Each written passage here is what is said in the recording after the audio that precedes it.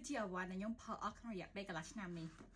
តែងទៀតឬក៏ឈប់តែងដំណើរចំពោះ Pirato Cream មួយនេះគឺឈប់តែងដំណើរ product មួយនេះគឺមាន ingredient ល្អមែនតើអ្នកគ្នាប៉ុន្តែ has some personal reason ដែលធ្វើឲ្យខ្ញុំអត់តែងវាអ្នកគ្នាក៏បើមើលទៅលើ ingredient list របស់វាគឺវាមាន panthenol 10% មាន squalane មានតកតងជាមួយនឹង centella niacinamide មាន also copper 3 peptide ដែលវាអាចជួយ boost តកតងជាមួយនឹង collagen បាន and also have hyaluronic acid ហើយនឹង have a short ingredient list គេដែលគាត់មាន sensitive skin គឺគាត់អាចសាកមកមើល product មួយនេះបានដោយសារតែអត់មាន perfume short ingredient and also have a lot of good ingredient អ្នកគ្នាប៉ុន្តែអីដែលខ្ញុំអត់ចូលចិត្តគឺ texture របស់វា even though product មួយនេះគឺ claim ថាអាចប្រើបានចំពោះ all skin type ប៉ុន្តែខ្ញុំ personally I think វា so good for oily skin មែនទេព្រោះដោយសារមានអារម្មណ៍ថា texture វារៀងធ្ងន់បន្តិចវារៀងតិចតែសូវស្រួល blend ចូលអីចឹងទេនិយាយរួម texture វាគឺដូច